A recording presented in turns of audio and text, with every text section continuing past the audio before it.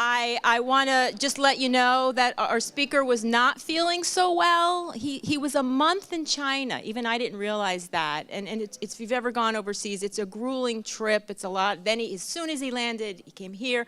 So we're hoping and praying he's going to be okay, but he is going to, they're taking him to the local hospital.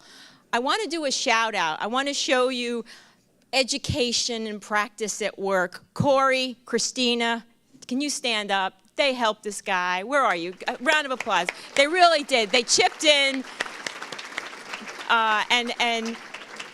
But what made it even better was Jim from Public Safety walks in the room. He's a first responder. Then the EMTs came. They were lane trained. It was like, man, this family takes care of you here. So it was a glorious thing. Feel good to know if you go down, we're here for you. It's So thank you for coming back. I know what it's like to be after lunch. You can't always expect folks to come back. So the good news is I'm not going to give you a long kind of a presentation. What I'm here is to set the table for what's going to come. What I want to talk about is governance, because that was one of the highlights of my coming here. What a comprehensive system Lane had, but it had been a while since we stepped back and took a look at it. So I come from a cup half full. There's a lot of positive things about what we do, but we do have to evaluate governance. So I went back and I looked at Oregon statute and just some reminders for me as a new president that the authority to govern the college is vested in our Board of Ed. The Board of Ed then delegates authority to the president. The president then delegates authority to administration and to our college governance system, while retaining authority over both.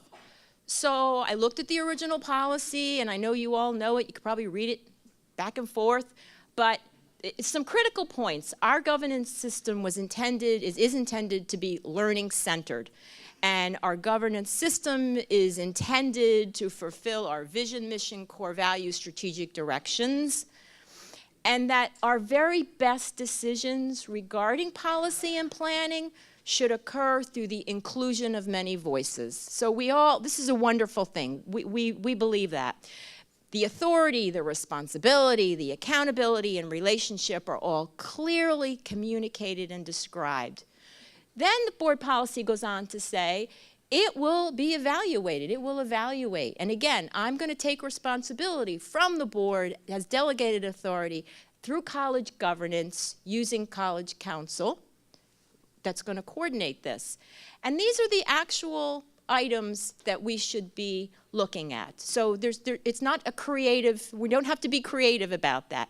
These are the questions that we're going to be asking in the next session. But I want to also tell you, if you don't go to the session, that's okay. We're going to also have a blog, and we're going to have surveys that you're all going to participate in. But we're looking at clarity, wide and explicit communication, effectiveness, efficiencies. You're hearing a lot about that because we talk about budget. Timeliness, broad representative participation in problem solving and our decision making. Decisions being made at the appropriate level by the appropriate group with the appropriate expertise. And then finally, recognition of the support needed for meaningful participation by all those voices. So this is what we're supposed to be asking ourselves. So what is our focus? What should our focus be in governance? It should be very high level, institutional planning and policy development. It should not be operational or address implementation. There's managers, there's administrative teams that can work on that. So from the day I landed, and we're lucky to have Mike here, one of our board members, and I think one of the questions is, are we clear what's policy versus what are procedures? So policies are formal statements of principles or rules that members of the college are expected to follow. It's like our governing guidebook. But then the procedures tell us, how do we get there? And when I was thinking about this, I thought, well, my best example is really no smoking.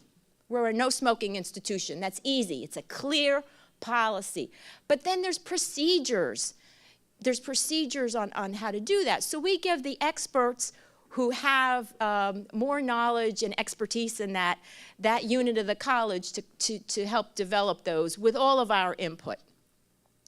So our basic structure makes a lot of sense. It's clear. There's 6 councils. You know what they are. And then there's a college council that should be broad overseeing them all, coordinating the system, in addition to looking at the effectiveness of the institution and, of course, basic strategic planning. So why bother evaluate? Why not say it's good, leave it alone? Well, number one, we developed board policy that said we will evaluate. So we're being compliant within our own policy. Because the president, again, is delegating this to the college, just by virtue of saying college, we as a whole should do this, we're going to respect the inclusiveness of all the voices in this policy. In addition, new Q, and I don't know if everyone understands this, but when our creditors came, they pointed out that we could be even stronger if we looked at some of the duplication and gaps we had in our own system. And quite frankly, the best thing they said is you're working real hard, Lane, but you're maybe duplicating some of your own efforts. So we had a forum back in January. I don't know how many folks in the room were there. There was a fair amount of people, maybe 20 to 30 folks in the room.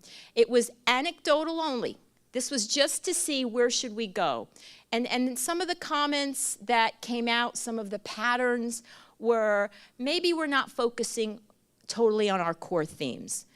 Maybe we're not focusing in all of these councils as much as we should be on student learning and student success.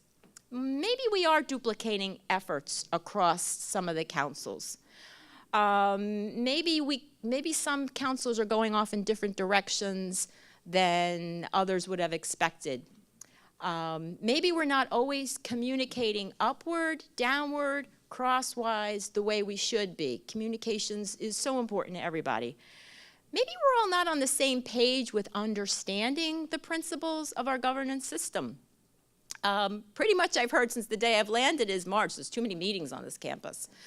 But there's a lot of meetings. Are we getting the output from the input?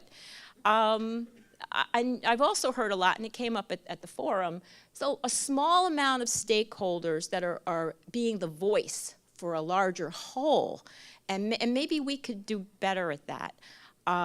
Maybe we need better guidelines for representation so that all units across campus have a voice. And what happens is if you're not feeling your voice is heard, you don't trust the system, you wonder who made that decision, who are they to make that decision, and you certainly don't want to encourage a system like that.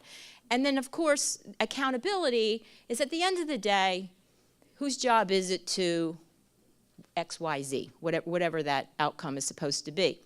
And then my personal favorite is, what is the role of the president here at Lane in the governance system? Because this is a very different role than I'm used to seeing in other colleges, and I'm not so sure it's a role that I'm comfortable in. But that's okay, because this is why you evaluate and you ask.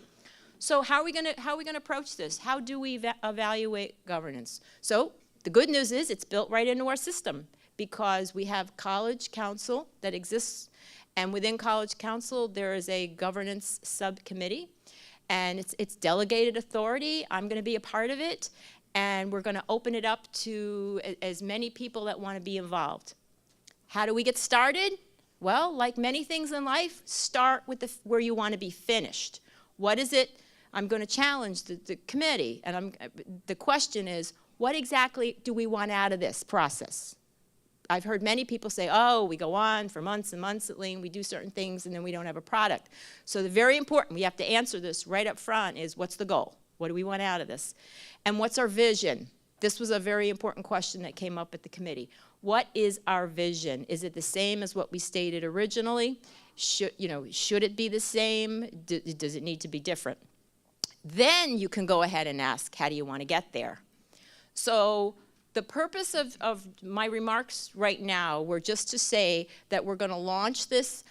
It's not to be rushed. It is to be inclusive. We're going to take our time. We're going to do it right, but there's going to be a timeline and a work plan, and by next spring, we're going to know exactly what the outcome is, where we're going, and how we're going to get there. That's going to be the charge. And we're going to ask those 7 questions along with what's our vision? So I guess it's 8 full questions, right? We're going to go back to how clear is our system? How easy is it to use? Do we have we addressed communication? And you know, that's everything from intergroup to intragroup.